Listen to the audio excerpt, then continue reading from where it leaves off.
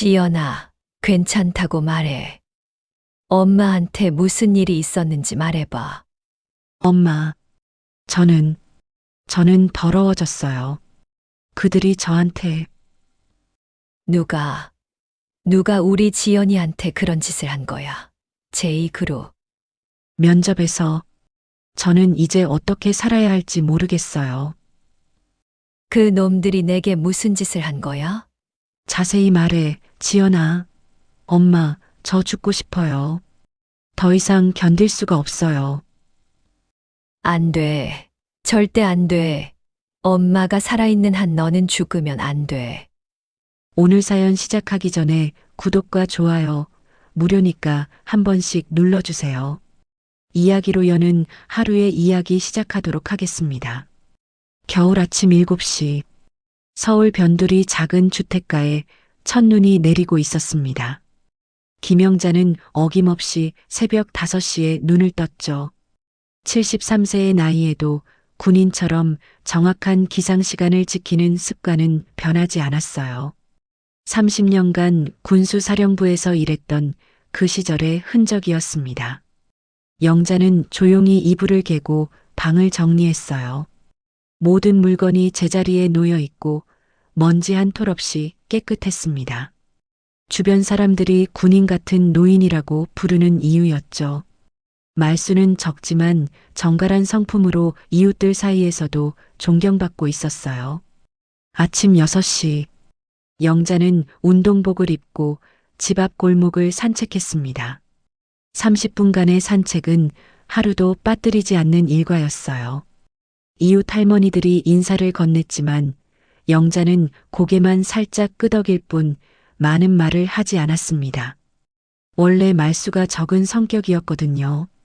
영자 씨, 오늘도 일찍 나오셨네요. 옆집 김순자 할머니가 말을 걸었어요. 영자보다 2살 많은 순자는 동네에서 가장 수다스러운 사람 중 하나였습니다. 네, 좋은 아침입니다. 영자는 짧게 인사하고 발걸음을 재촉했어요.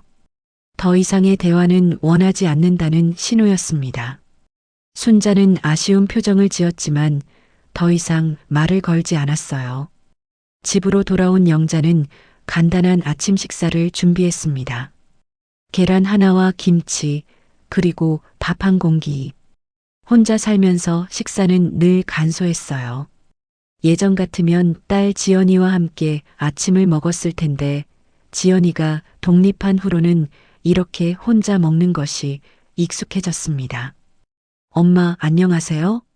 휴대폰 벨소리가 조용한 아침을 깨웠습니다. 외동딸 지연이었어요. 27살 지연은 영자에게 유일한 가족이자 삶의 전부였습니다. 응, 지연아.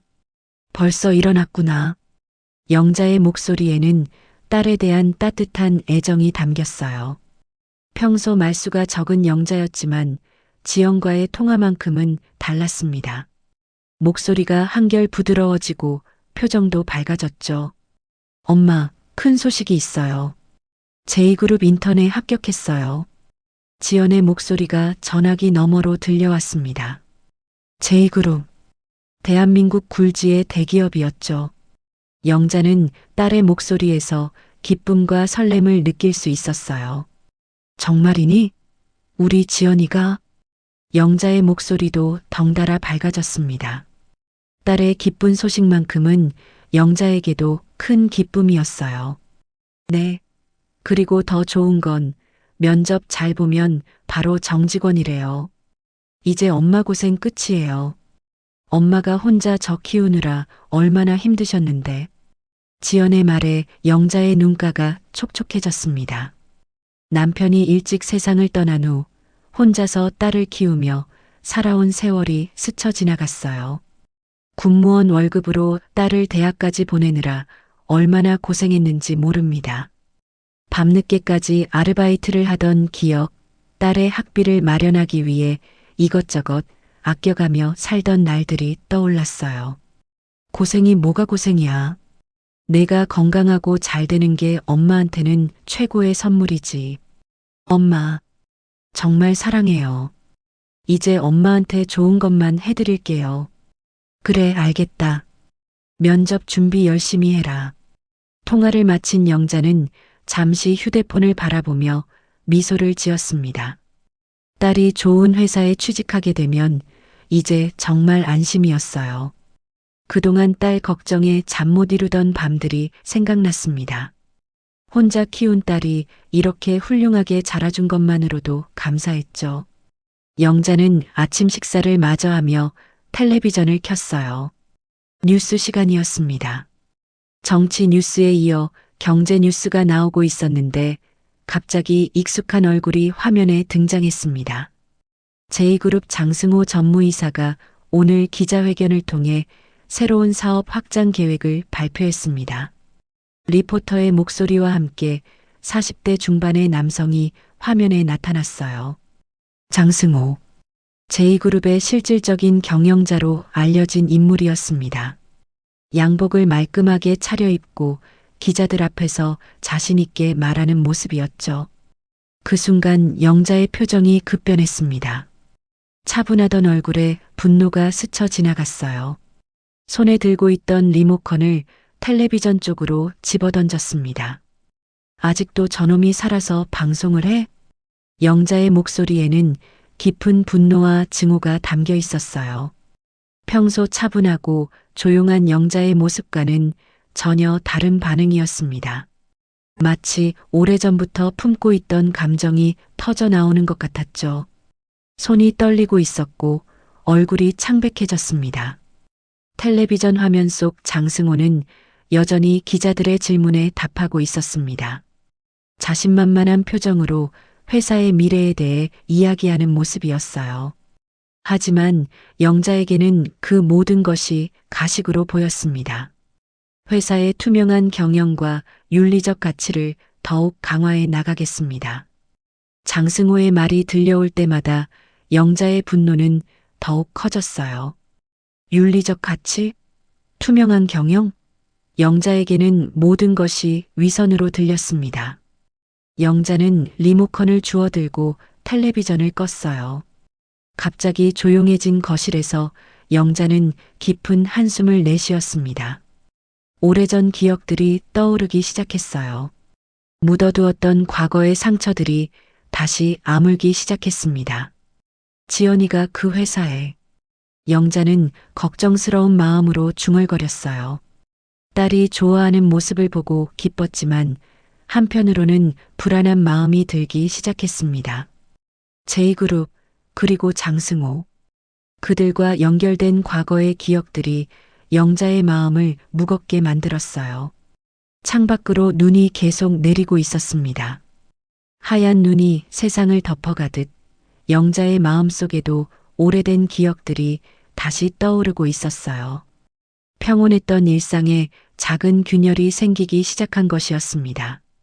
일주일이 흘렀습니다. 지연의 면접 날이었어요.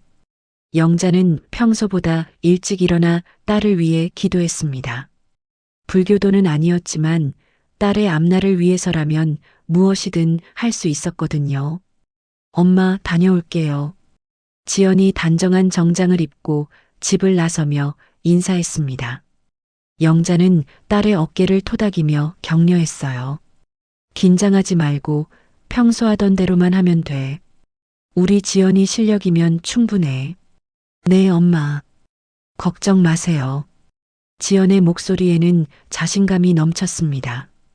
대학교에서도 우수한 성적을 유지했고 각종 자격증도 많이 취득한 상태였어요. 영자는 딸을 믿었습니다. 오후 5시.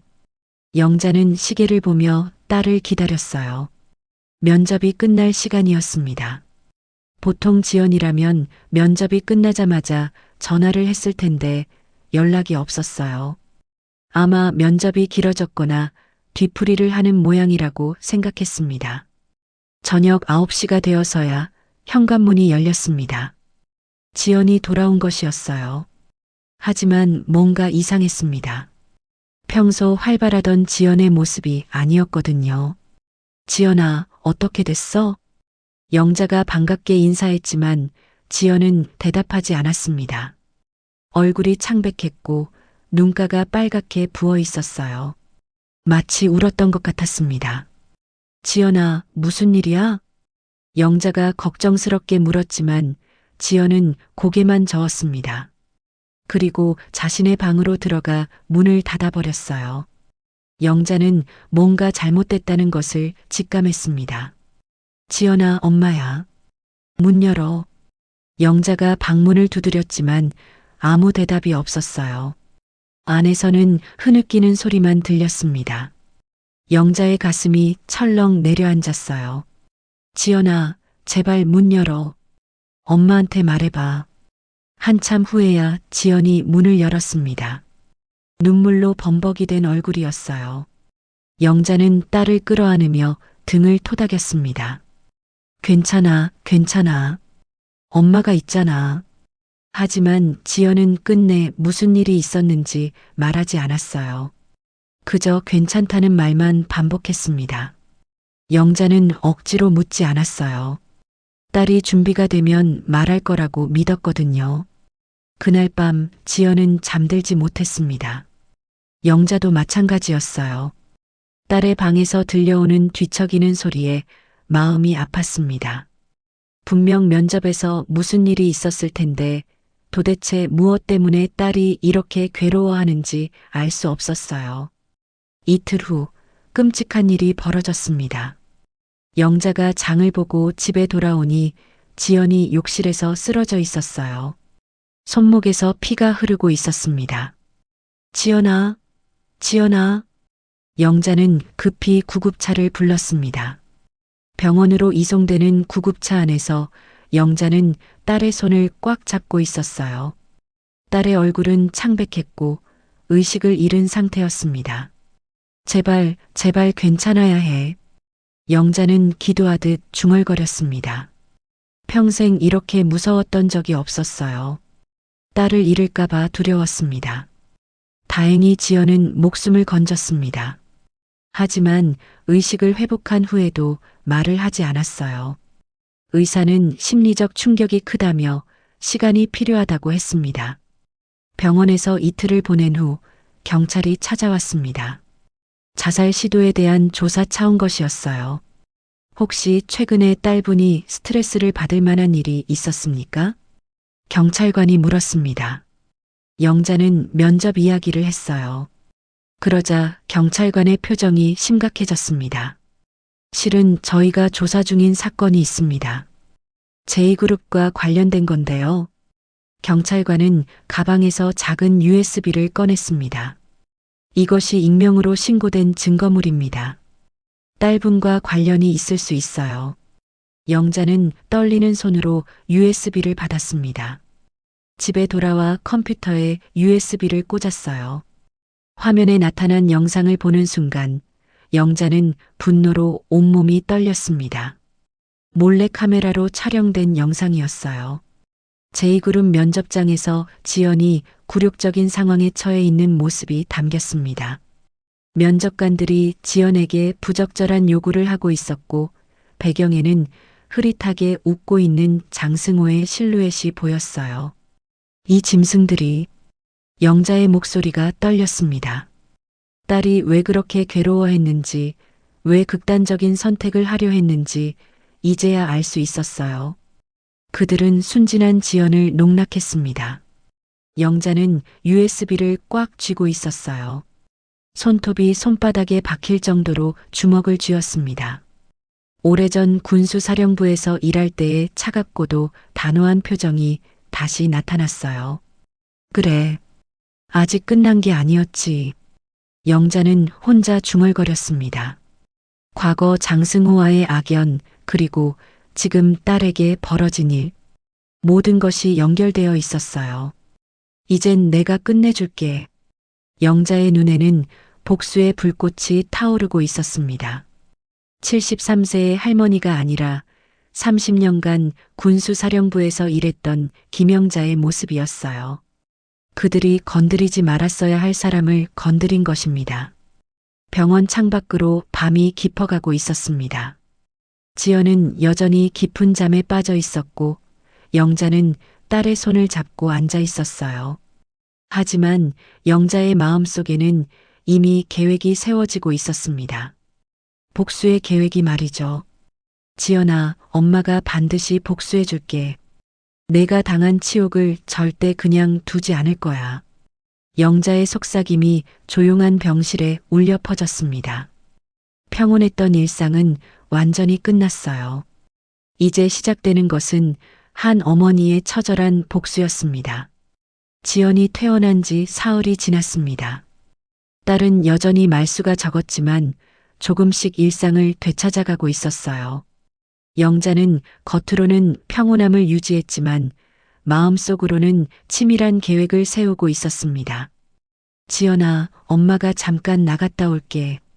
영자는 딸에게 인사하고 집을 나섰어요. 향하는 곳은 집 근처 창고였습니다. 군무원 시절 자료들을 보관해 둔 곳이었죠.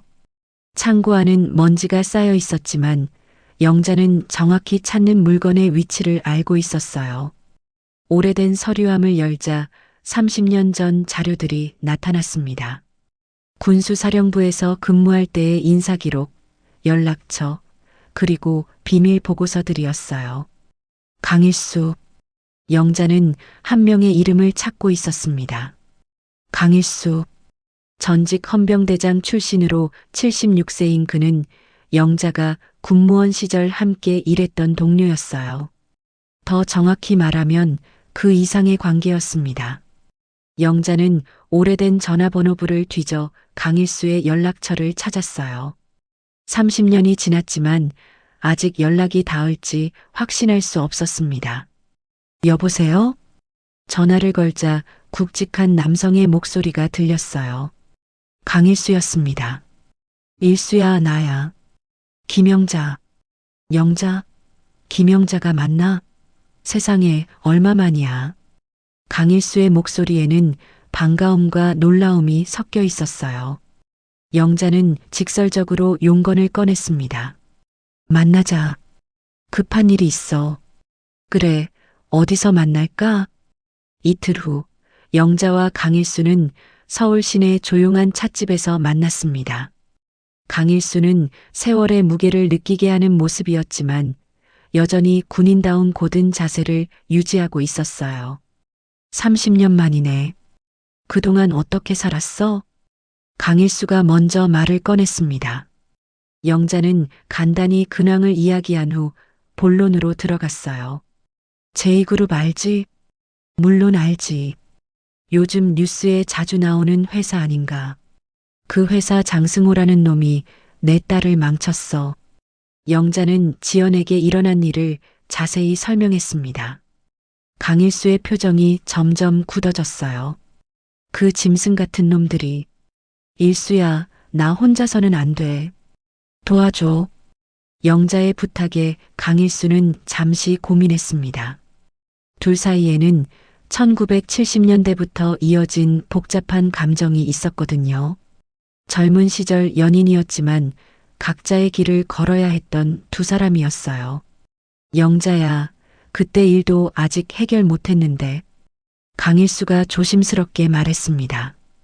그때 일이라는 것은 1970년대 제2그룹 창립자 장 회장과 관련된 사건이었어요. 당시 젊은 여대생들을 대상으로 한 성범죄 사건이 군과 재계의 커넥션으로 은폐되었던 일이었습니다. 그래서 더 해야 하는 거 아니야? 그때 못다한 일을 이제라도 끝내자. 영자의 목소리에는 단호함이 담겨 있었어요. 강일수는 영자의 눈을 바라보았습니다. 30년 전 그 처절했던 눈빛이 여전했어요. 알겠어. 도와주지. 강일수가 고개를 끄덕였습니다. 영자는 안도의 한숨을 내쉬었어요. 고마워, 일수야. 그런데 어떻게 할 생각이야? 상대는 대기업이야. 내가 계획이 있어. 먼저 제2그룹 내부로 들어가야 해. 영자는 자신의 계획을 설명했습니다. 청소용역 직원으로 위장 취업해서 내부 정보를 수집하겠다는 것이었어요. 73세 할머니가 청소 일을 한다고? 의심받지 않을까? 오히려 의심하지 않을 거야. 누가 73세 할머니를 경계하겠어? 게다가 요즘 고령자 취업이 늘고 있잖아. 영자의 분석은 정확했습니다. 강일수도 고개를 끄덕였어요. 그럼 나는 뭘 해야 하지? 내가 경찰 출신이니까 내부 정보 수집을 도와줘. 특히 과거 사건 기록들 말이야. 강일수는 헌병대장 출신답게 여전히 경찰 내부에 인맥이 있었어요. 은퇴한 동료들이지만 정보 수집에는 도움이 될 수 있었습니다. 일주일 후 영자는 제2그룹 계열사 청소용역 회사에 지원했습니다. 면접관은 영자의 나이를 보고 망설였지만 성실해 보이는 인상과 군무원 경력에 긍정적인 반응을 보였어요. 할머니, 일이 힘들 텐데 괜찮으시겠어요? 젊은 사람들보다 더 성실하게 일할 자신 있습니다. 영자의 대답에 면접관은 웃음을 지었어요. 그렇게 영자는 제2그룹 본사 청소용역 직원이 되었습니다. 첫 출근 날 영자는 새벽 5시에 회사에 도착했어요. 다른 청소 직원들보다 일찍 와서 건물 구조를 파악하려고 했습니다. 어머, 할머니 벌써 오셨네요? 팀장이 놀라며 말했어요. 영자는 미소를 지으며 대답했습니다. 습관이에요. 일찍 와서 준비하는 게 좋더라고요. 영자는 청소를 하며 건물 곳곳을 둘러보았어요. 장승호의 사무실 위치, 인사팀 위치, 그리고 보안 시스템까지 모든 것을 기억했습니다. 점심시간에는 직원들의 대화를 엿들었습니다. 회사 내부 소문, 인사이동, 그리고 장승호에 대한 직원들의 평가까지 모든 정보를 수집했어요. 장 전무님 요즘 예민하시더라. 뭔가 스트레스 받는 일이 있나 봐. 인사팀에서도 조용히 하라고 했잖아. 요즘 회사 분위기가 이상해. 이런 대화들이 영자에게는 중요한 정보였습니다. 그날 저녁 영자는 작은 노트에 메모를 적었어요. 장승호 제2그룹 본부 15층 인사팀장 이소영 12층 경비팀장 윤상필 1층 3년 전 실종된 인턴 2명 강남 사택비동 CCTV. 영자의 복수는 이제 본격적으로 시작되었습니다. 73세 할머니의 모습으로 위장한 채 그들의 심장부로 파고 들어간 것이었어요. 30년 전 못다한 복수와 딸을 위한 정의, 두 가지 목적이 하나로 합쳐진 순간이었습니다. 영자가 제2그룹에서 일한 지 한 달이 지났습니다. 73세 할머니 청소부는 이제 회사에서 없어서는 안 될 존재가 되어 있었어요.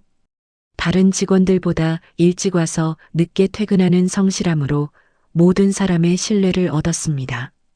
김할머니, 오늘도 고생 많으세요. 젊은 직원들이 지나가며 인사했어요. 영자는 따뜻한 미소로 답했습니다. 별거 아니에요. 젊은 분들이 더 고생하시죠. 하지만 영자의 진짜 목적은 따로 있었어요.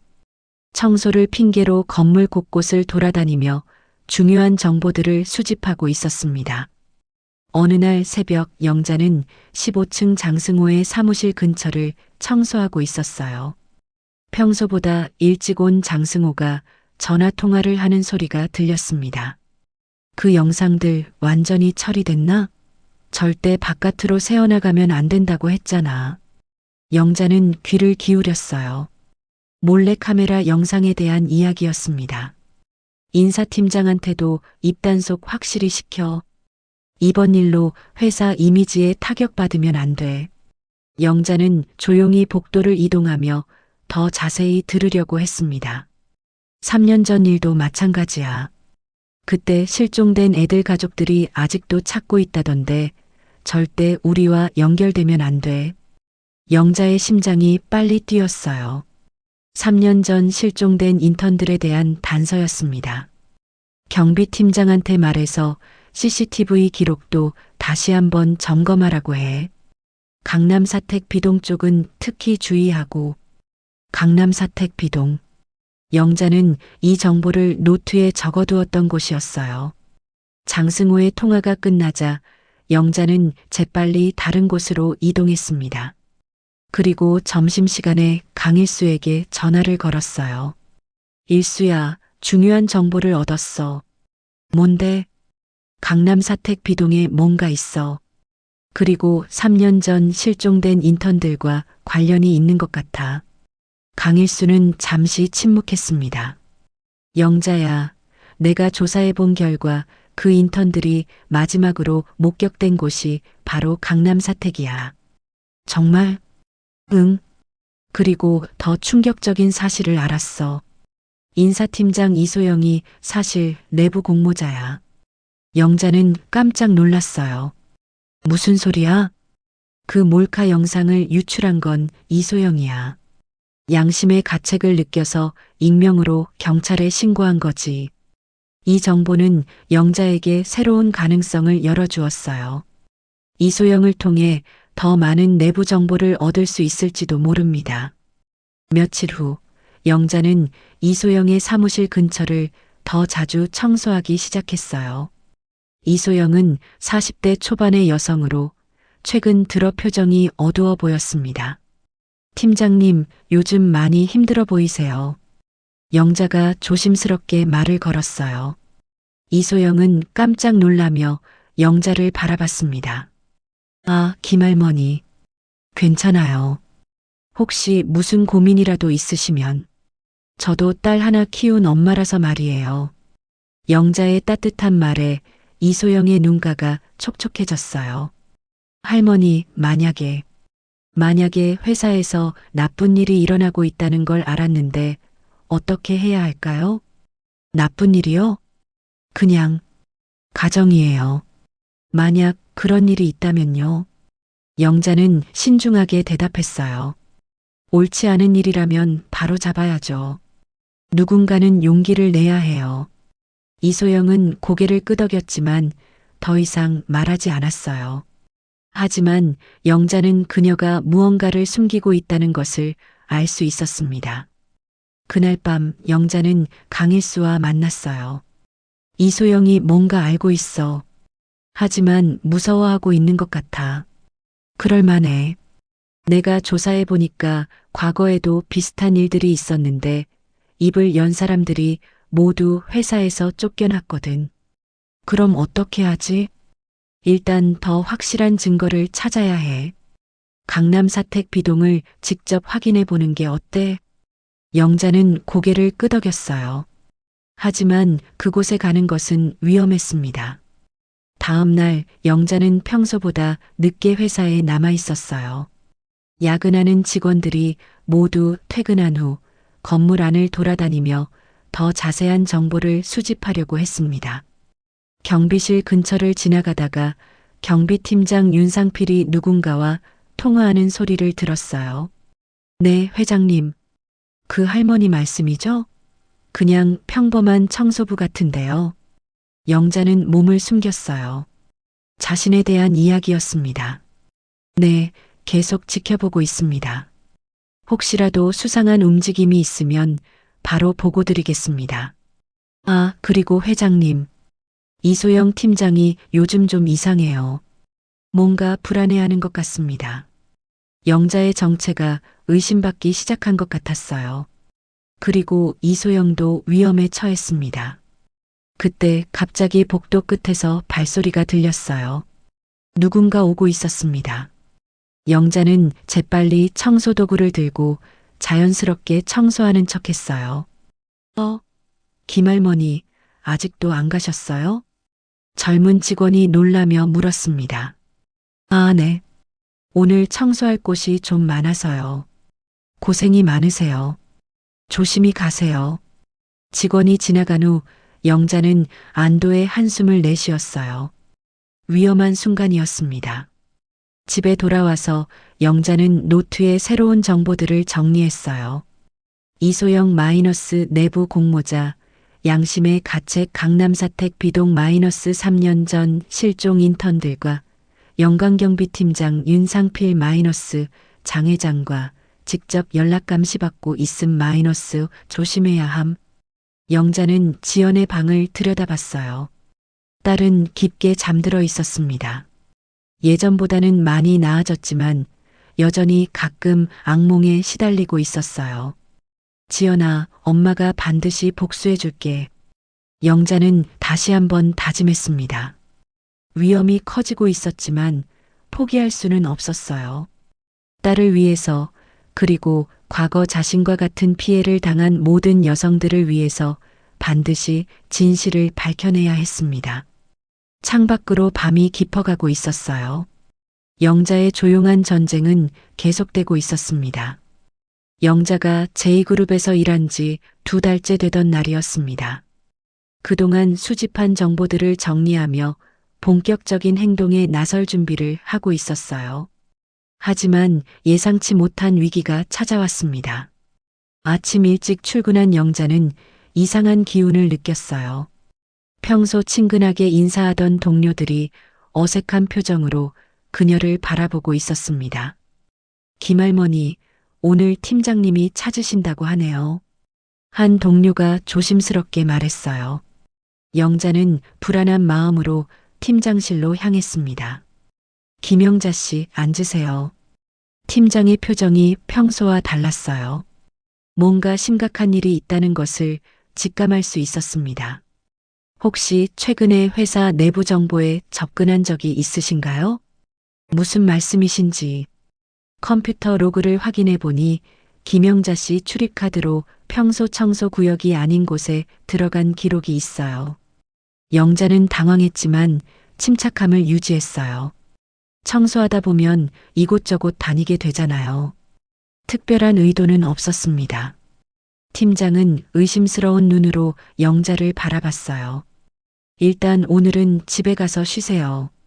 내일부터 다른 구역으로 배치하겠습니다. 영자는 집으로 돌아가는 길에 강일수에게 전화를 걸었어요. 일수야, 뭔가 잘못됐어. 의심받기 시작했어. 영자야, 나도 이상한 일이 있어. 어서 만나자. 두 사람은 서둘러 만났습니다. 강일수의 표정이 심각했어요. 영자야, 큰일 났어. 우리가 확보한 증거 파일들이 사라졌어. 뭐라고? 어젯밤에 내 집에 누군가 침입했어. 컴퓨터에 저장해둔 자료들이 모두 삭제됐고 중요한 문서들도 없어졌어. 영자는 충격을 받았어요. 그들의 계획이 발각된 것 같았습니다. 그럼 우리가 모은 정보들이. 다행히 내가 따로 백업해둔 게 있어. 하지만 상황이 심각해졌어. 강일수는 목소리를 낮췄어요. 영자야, 더 심각한 건 경비팀장 윤상필이 사실 장 회장의 사위라는 거야. 뭐라고?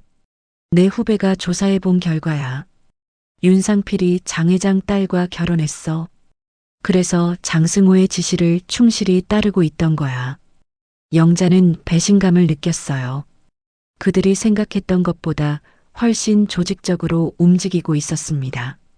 그럼 우리 모든 움직임이 감시받았다는 거네. 그런 것 같아. 조심해야 해. 영자는 집에 돌아가서 자신의 노트를 확인했어요. 다행히 아직 발견되지 않았지만 시간이 얼마 남지 않은 것 같았습니다. 그날 밤 끔찍한 소식이 전해졌어요. 강일수가 교통사고를 당해 병원에 실려갔다는 것이었습니다. 할머님, 강일수 씨 아시죠? 큰일 났어요. 이웃이 급하게 달려와 알려줬어요. 영자는 급히 병원으로 달려갔어요. 중환자실에 누워있는 강일수는 의식을 잃은 채였습니다. 환자분과 무슨 관계세요? 의사가 물었어요. 오래된 친구입니다. 상태가 어떤가요? 머리를 많이 다쳤습니다. 아직 의식을 회복하지 못하고 있어요. 사실 깨어날 가능성이 희박합니다.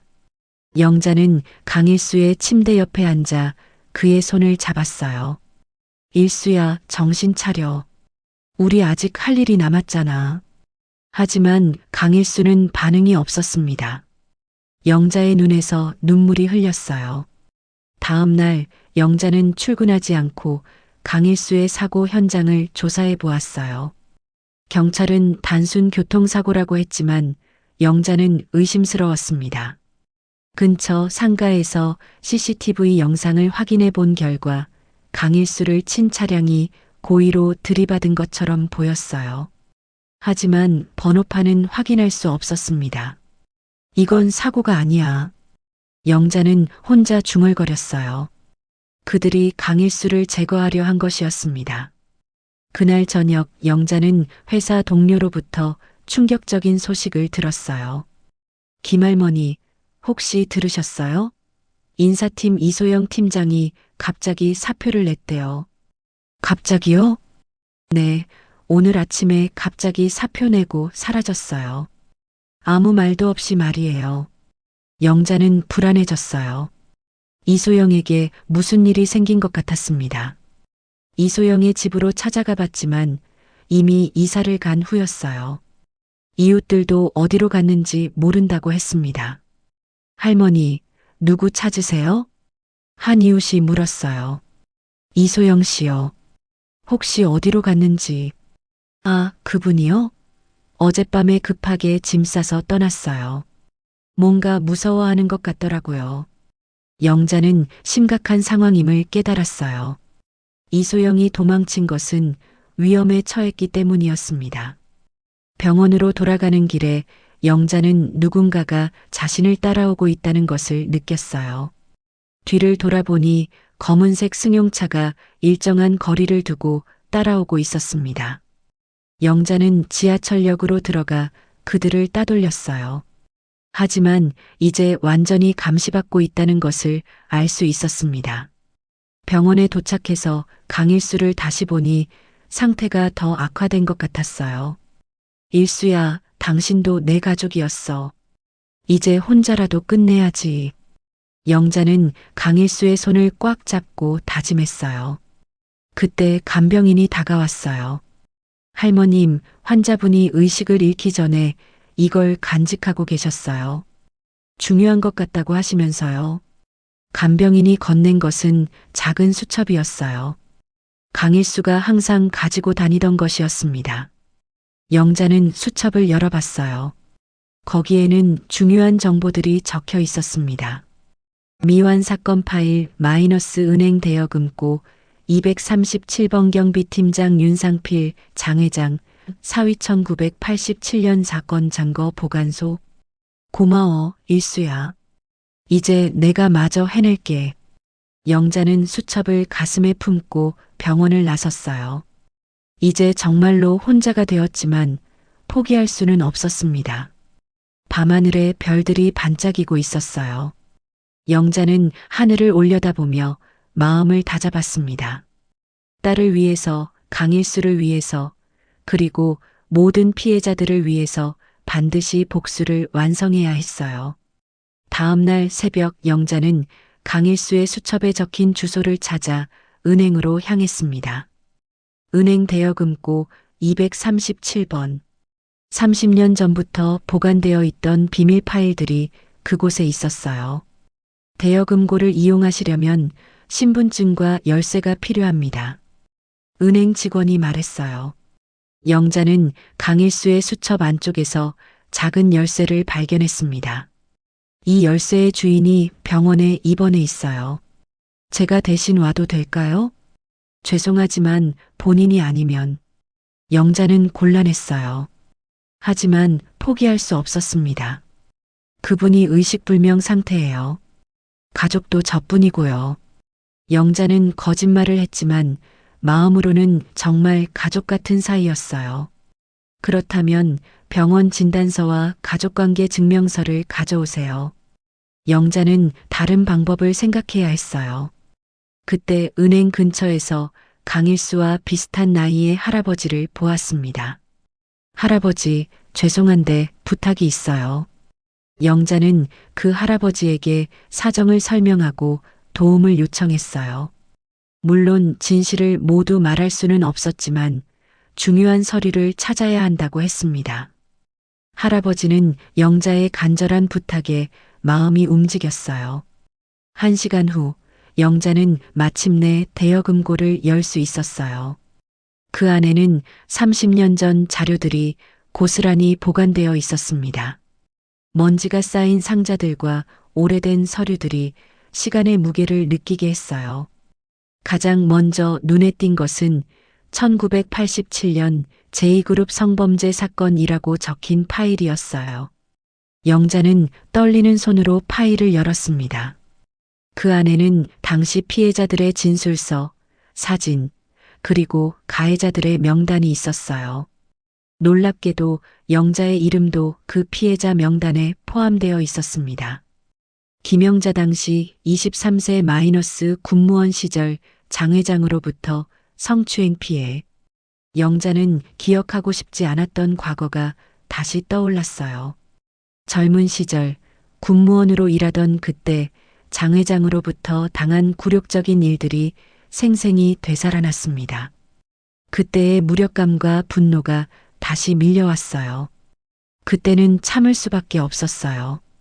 신고해도 묻힐 것이 뻔했고 생계를 위해서는 직장을 잃을 수 없었거든요. 어린 딸을 혼자 키우던 상황에서 목소리를 낼 용기가 없었습니다. 파일을 더 넘겨보니 다른 피해자들의 이야기도 나와 있었어요. 모두 비슷한 상황이었습니다.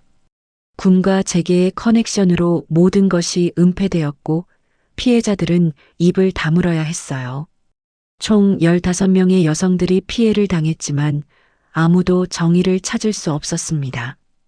이 모든 게 연결되어 있었구나. 영자는 깨달았어요. 장 회장이 저지른 범죄들, 그리고 현재 장승호가 하고 있는 일들이 모두 같은 패턴이었습니다. 권력을 이용한 조직적인 범죄였어요. 파일 맨 뒤에는 강일수가 남긴 편지가 있었어요. 영자야, 이 편지를 읽고 있다면 내게 무슨 일이 생긴 거겠지. 우리가 젊었을 때 못 막은 일들을 이제라도 바로잡아야 해. 내가 당한 일도 다른 피해자들이 당한 일도 모두 기록해뒀어. 이제 세상에 알려줘. 너는 혼자가 아니야. 영자의 눈에서 눈물이 흘렸어요. 강일수는 30년 동안 이 모든 증거를 모아왔던 것이었습니다. 그는 영자를 위해 그리고 모든 피해자들을 위해 침묵하지 않았어요.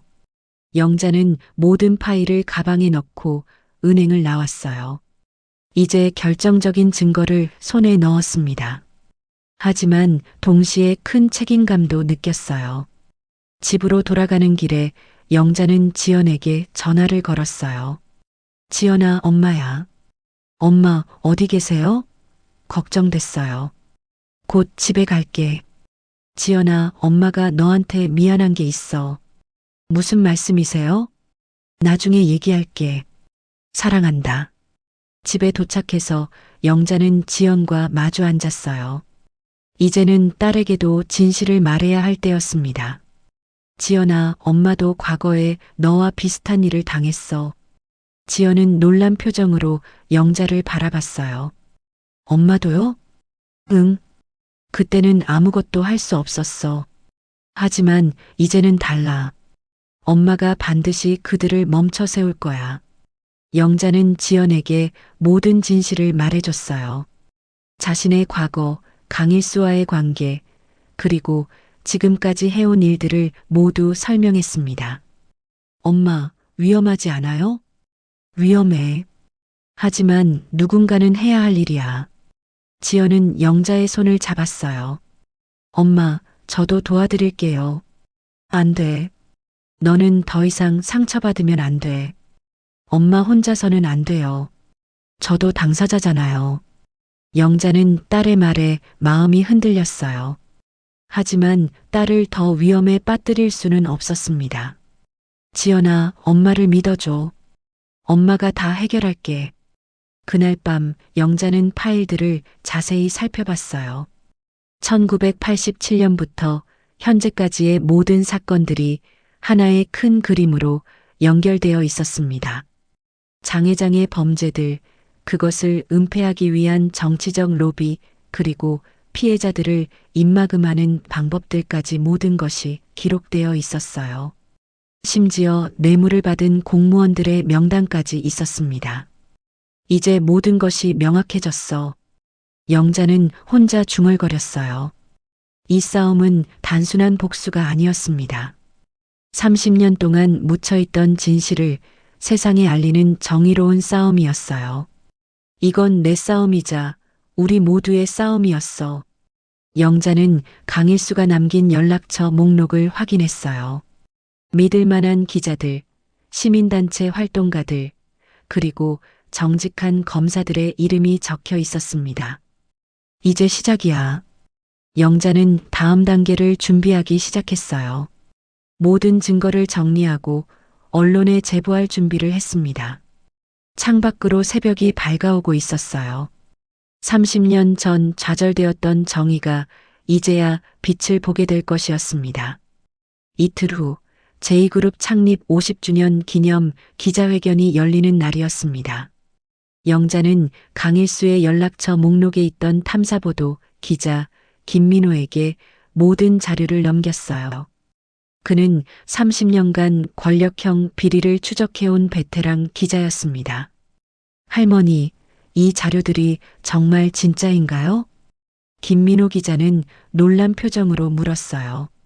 30년간 묻혀있던 문서들의 분량만으로도 놀라웠지만 그 내용은 더욱 충격적이었어요.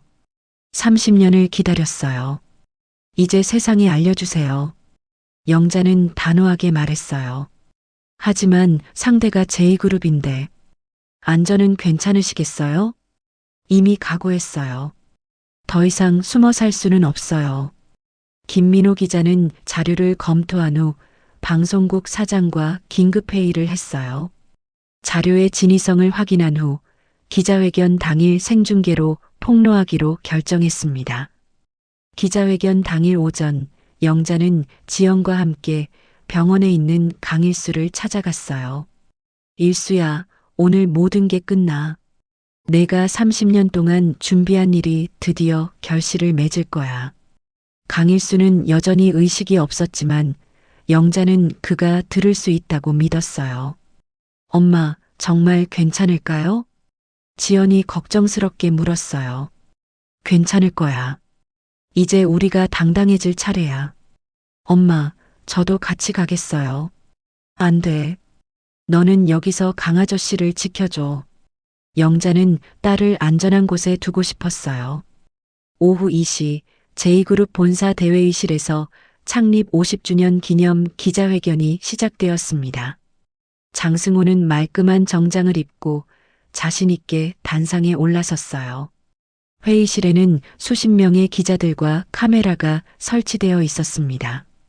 제2그룹이 지난 50년간 대한민국 경제 발전에 기여한 것을 자랑스럽게 생각합니다. 장승호가 연설을 시작했어요. 기자들은 질문을 준비하며 그의 말을 들었습니다. 앞으로도 투명하고 윤리적인 경영으로 국민들의 사랑을 받는 기업이 되겠습니다. 바로 그때 회의실 뒤편에서 영자가 조용히 들어왔어요. 73세 할머니의 등장에 몇몇 사람들이 고개를 돌렸지만 대부분은 신경 쓰지 않았습니다. 장승호는 영자를 보는 순간 표정이 굳어졌어요. 청소부 할머니가 왜 기자회견장에 있는지 이해할 수 없었지만 불길한 예감이 들기 시작했습니다. 그럼 이제 기자분들의 질문을 받겠습니다. 한 기자가 손을 들었어요. 최근 제2그룹 내부에서 성희롱 사건이 있었다는 제보가 있는데 이에 대해 어떻게 생각하십니까? 장승호는 당황했지만 침착함을 유지했어요. 그런 사실은 전혀 없습니다. 우리 회사는 건전한 조직 문화를 자랑하고 있습니다. 그때 김민호 기자가 일어났어요.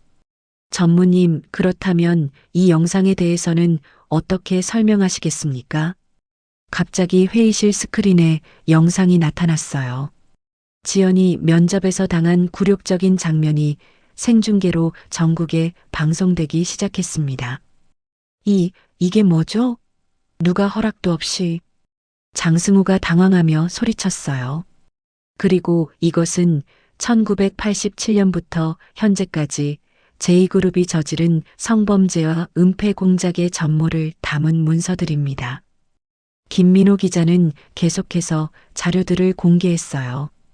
장 회장의 과거 범죄부터 현재 장승호의 범행까지 모든 것이 드러나기 시작했습니다. 이 자료들은 어디서 구한 것입니까? 다른 기자가 물었어요. 그때 영자가 천천히 일어났어요. 제가 제공했습니다.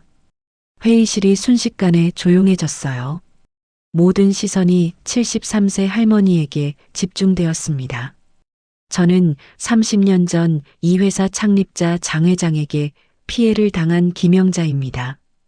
그리고 최근에는 제 딸이 저 남자에게 같은 피해를 당했어요.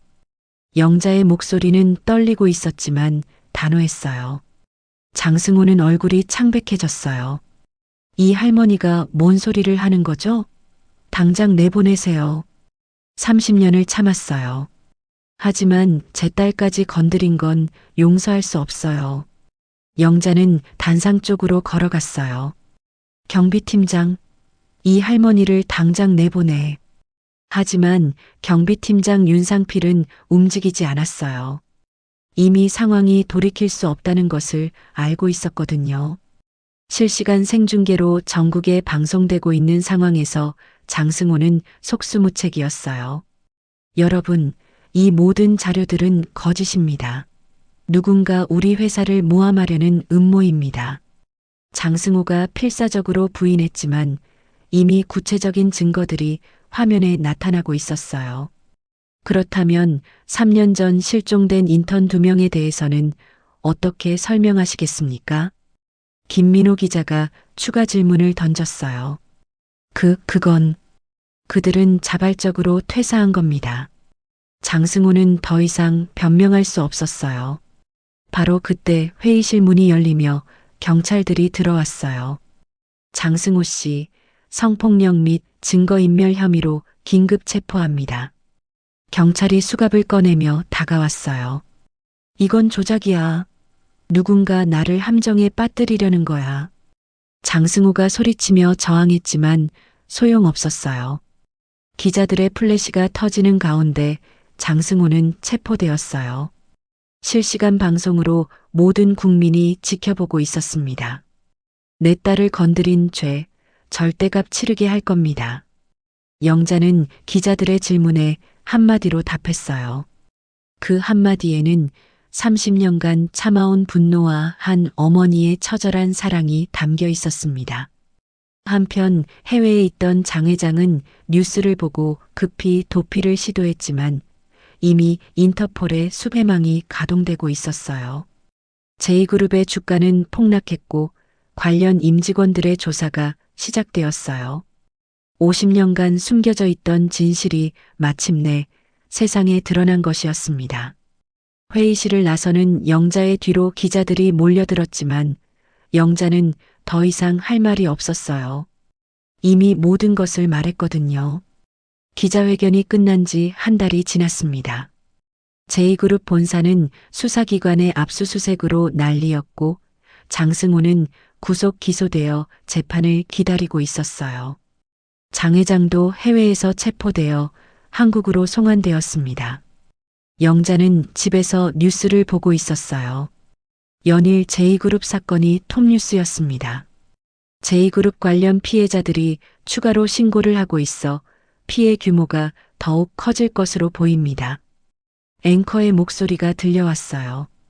영자의 용기 있는 고발로 다른 피해자들도 침묵을 깨고 나서기 시작한 것이었습니다. 엄마, 병원에서 연락 왔어요. 지연이 전화를 받고 알려줬어요. 강 아저씨가 깨어나셨대요. 영자는 깜짝 놀라며 일어났어요. 한 달 동안 의식불명이던 강일수가 드디어 깨어난 것이었습니다. 병원에 도착한 영자와 지연을 보고 강일수는 미소를 지었어요. 영자야, 내가 해냈구나. 강일수의 목소리는 여전히 약했지만 눈빛은 예전과 같았어요. 일수야, 이제 다 끝났어. 우리가 못다한 일을 마침내 해냈어. 영자는 강일수의 손을 잡았어요. 뉴스 봤어. 전국이 다 알게 됐더라. 30년을 기다린 보람이 있었어. 고마워, 일수야. 내가 모아둔 자료들이 없었다면 불가능했을 거야. 강일수는 지연을 바라보며 말했어요. 지연이 괜찮니? 많이 힘들었을 텐데. 네, 이제 괜찮아요. 엄마 덕분에 다시 살 용기가 생겼어요. 지연의 얼굴에는 예전의 밝은 미소가 돌아와 있었어요. 2달 후 영자는 새로운 일을 시작했어요. 시민단체에서 운영하는 성폭력 피해자 상담소에서 일하게 된 것이었습니다. 김영자 선생님, 오늘도 상담 예약이 많이 들어왔어요. 젊은 직원이 말했어요. 영자의 이야기가 알려진 후 많은 피해자들이 용기를 내어 상담소를 찾고 있었습니다. 네, 알겠어요. 영자는 상담실로 들어갔어요. 오늘 첫 번째 상담자는 20대 여성이었습니다. 안녕하세요. 편하게 앉으세요. 영자의 따뜻한 목소리에 젊은 여성의 긴장이 조금 풀어졌어요. 선생님, 저도 회사에서 그런 일을 당했어요. 하지만 말하기가 너무 무서웠어요. 괜찮아요. 천천히 말해봐요. 혼자가 아니에요. 영자는 자신의 경험을 바탕으로 피해자들을 위로하고 도움을 주고 있었어요. 과거의 상처가 이제는 다른 사람들을 치유하는 힘이 되었습니다. 어느 날 저녁, 영자는 지연과 함께 저녁을 먹고 있었어요. 엄마, 요즘 많이 바쁘시죠? 바빠도 보람 있어. 내가 겪은 일들이 헛되지 않았다는 생각이 들어. 엄마가 정말 대단해요. 저도 엄마처럼 용기 있는 사람이 되고 싶어요. 지연은 이제 완전히 회복되어 새로운 회사에서 일하고 있었어요. 영자의 용기를 보며 자신도 당당하게 살아갈 힘을 얻었습니다. 지연아, 용기라는 건 특별한 사람만 가지는 게 아니야. 누구나 가지고 있어. 다만 꺼내는 타이밍이 다를 뿐이지. 반년 후 영자는 강일수와 함께 작은 카페에 앉아 있었어요. 강일수는 완전히 회복되어 영자와 함께 피해자 지원 활동을 하고 있었습니다. 영자야, 30년 전 우리가 꿈꿨던 일들이 이제야 현실이 되었네. 그러게. 그때는 이룰 수 없을 것 같았는데. 늦었지만 그래도 다행이야. 더 이상 피해자들이 생기지 않도록 우리가 계속 지켜봐야지. 영자는 고개를 끄덕였어요. 이제 그들의 싸움은 끝났지만 새로운 시작이기도 했습니다. 카페 창밖으로 젊은 직장 여성들이 당당하게 걸어가는 모습이 보였어요. 영자는 그들을 보며 뿌듯한 마음이 들었습니다. 저 젊은 친구들은 우리보다 더 당당하게 살 수 있을 거야. 그러게. 세상이 조금씩 변하고 있어. 그날 밤 영자는 자신의 방에서 오래된 군복을 꺼내 정리하고 있었어요. 30년 전 군무원 시절 입었던 옷이었습니다. 옷을 다리며 영자는 과거를 되돌아봤어요.